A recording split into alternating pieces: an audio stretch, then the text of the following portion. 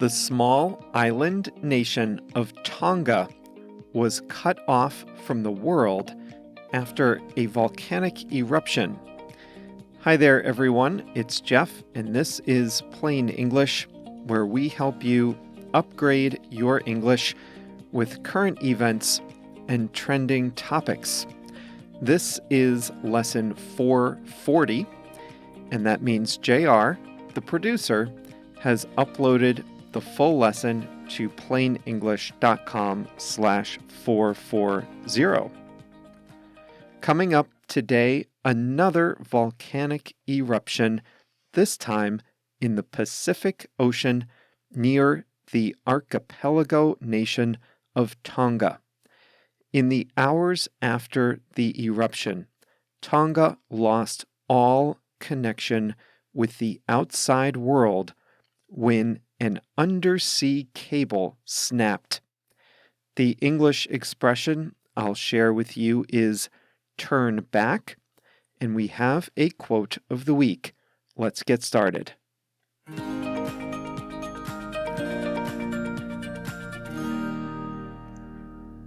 Tonga is a nation of 169 islands, only 36 of which are inhabited. Tonga is about 2,200 kilometers north of New Zealand and about 4,800 kilometers from Hawaii. It is home to about 100,000 people, and about 70% of them live on Tongatapu, also known as the main island. The highest elevation on the main island is just 70 meters above sea level. The Hunga Tonga Hunga Haipai volcano, located just off the coast of the Pacific nation of Tonga, erupted on the afternoon of January 15th. It was 5:15 p.m. local time when the undersea volcano sprayed a huge plume of ash, steam, and gas 30 kilometers into the air. The top of the cloud was 240 kilometers in diameter.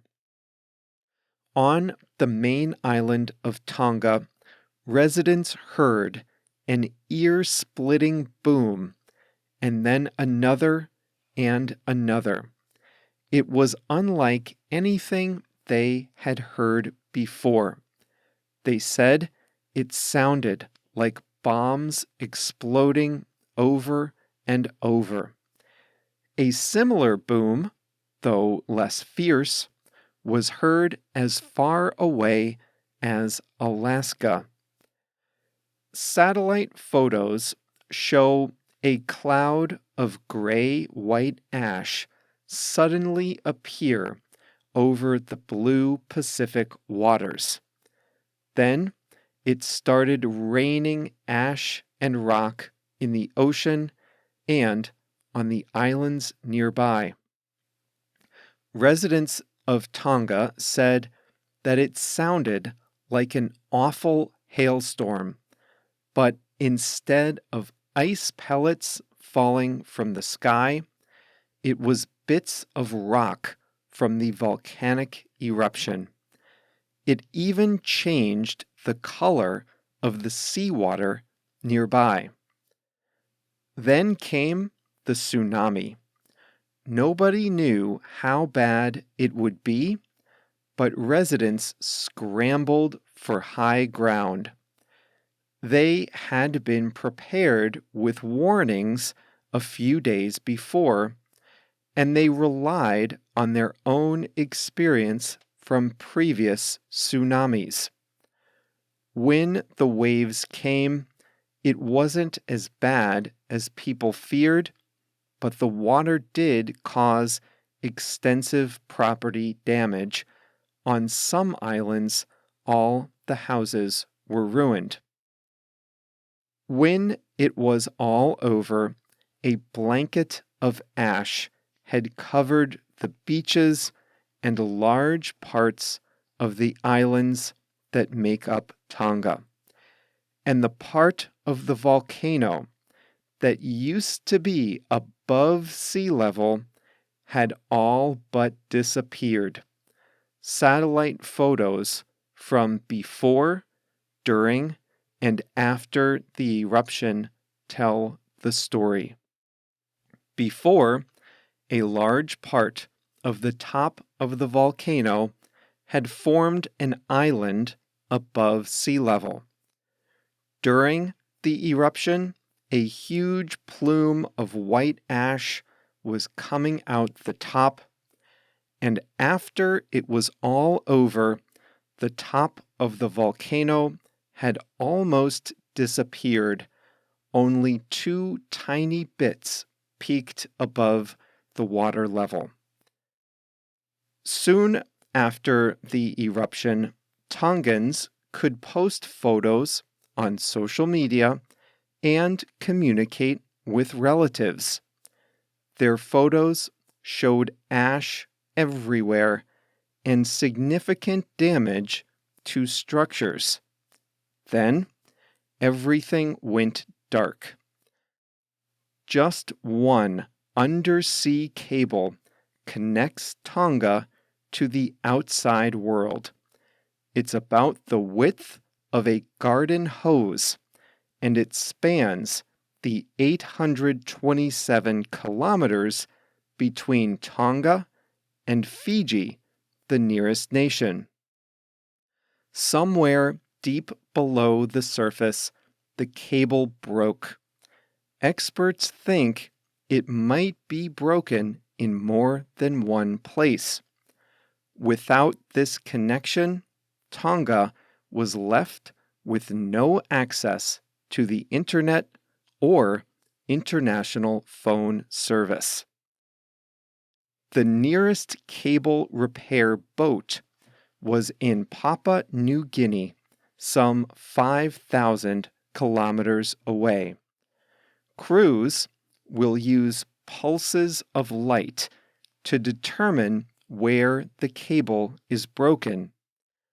Once the break is found, they'll have to bring the damaged portion of the cable up onto the surface of the boat, make the repair in a special sealed area, and then lay the cable again.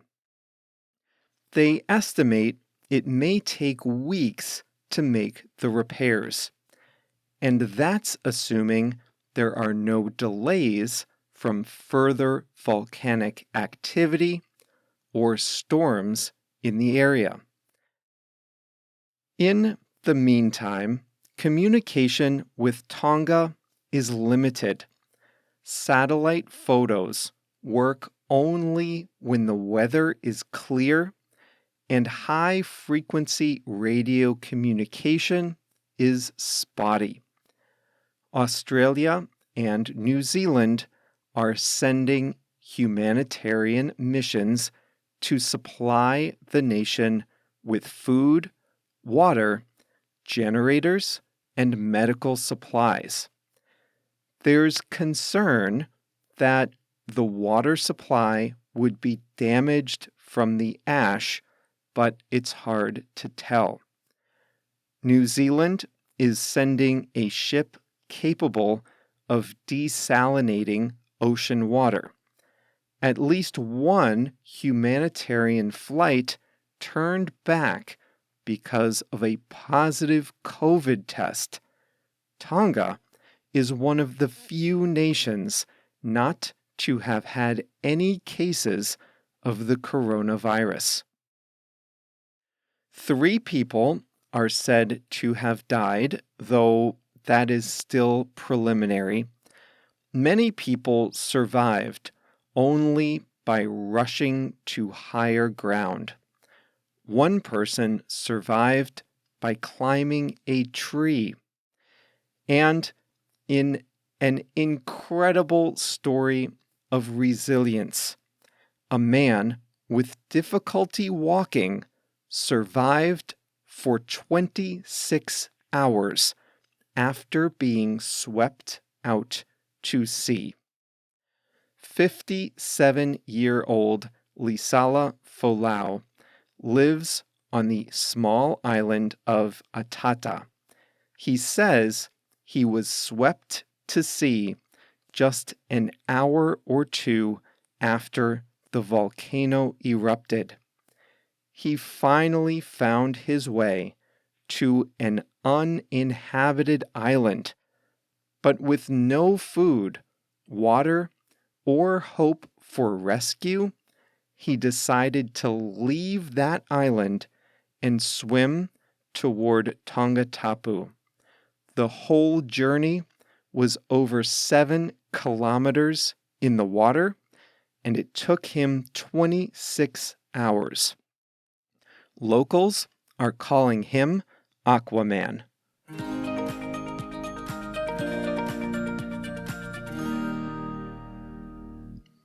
The distances out there are just incredible.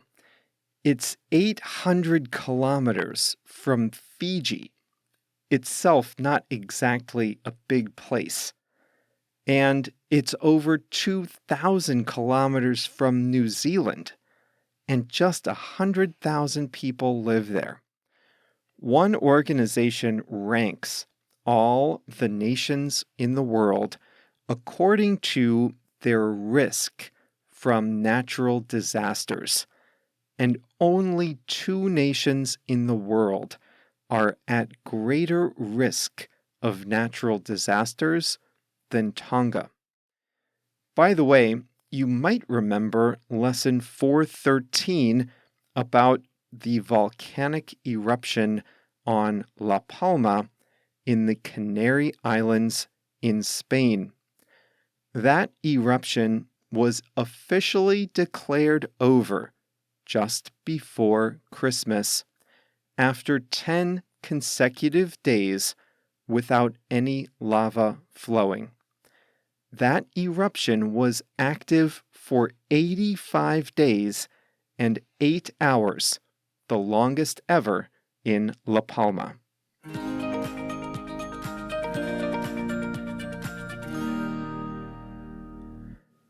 Today's English expression is a phrasal verb, turn back. When you turn back, you are going somewhere, but you have to turn around and return where you came from, and that is called turning back. So let's take a look at a few examples. If you are driving down a road and there's a fallen tree, or a bridge is out, or there's a crash, or the police have closed the road, you might have to turn back. That means you go back in the direction you were coming from. You don't have to go all the way back to where you started. Maybe there's another way you can reach your destination. But on that road, you have to turn back if you turn completely around and move in the direction you came from. Have you ever been on a flight that had to turn back? That is extremely frustrating. I've flown a lot in my life, but I've only been on a flight that turned back once. It was late at night, and there were thunderstorms and delays. And about a half hour after we got up in the air, the airport at our destination closed due to the weather. So we had to turn back. The plane turned completely around and we flew right back where we started. Earlier in today's lesson, I said that a humanitarian flight from Australia heading to Tonga had to turn back because of a positive COVID test on board. The flight took off, it had supplies, and then someone on board tested positive. The plane had to turn back. They haven't had COVID on Tonga, and it wouldn't be fair to introduce a deadly virus to an unvaccinated population while delivering humanitarian aid, so the plane turned back. So that's the first way to use it. The second way to use it is related. You can turn someone or something else back if you make someone else go back the way they came. So, for example, if there's a crash on a roadway, the police might come and turn cars on the road back. So in this case, the police show up. The police decide that no cars can safely go by. The police decide that other cars have to turn around and go away. So we say that the police turned back the cars on the road. You can be turned back at the border if you try to drive across an international border with food or pets or too many household goods, then the border agents might turn you back. The US-Canadian border is pretty relaxed most of the time, at least when there isn't a pandemic. Even in normal times, though, you can be turned back if you try to bring certain things from one country into the other. You've probably heard the phrase, turn back the clock. That simply means go back in time. At a party, you can turn back the clock and play songs that were popular a few decades ago. Boris Johnson, the British Prime Minister, is in hot water for having parties during COVID lockdowns. He said he wishes he could turn back the clock and make different decisions.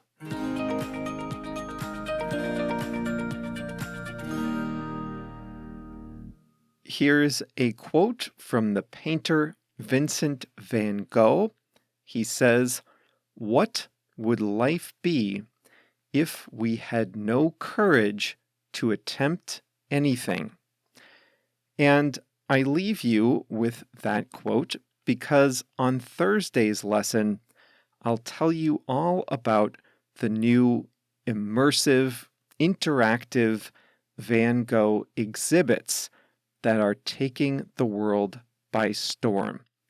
What would life be if we had no courage to attempt anything? And that's the quote from Vincent van Gogh. And that's all for today's lesson. Congratulations on reaching the end of yet another Plain English lesson. And remember, if you are a Plain English Plus member, the lesson continues online at plainenglish.com/440. In the video lesson online today, we'll talk about how to say something happens repeatedly. And remember, if you've heard about those new immersive Van Gogh art exhibits, you'll want to be listening on Thursday. See you then.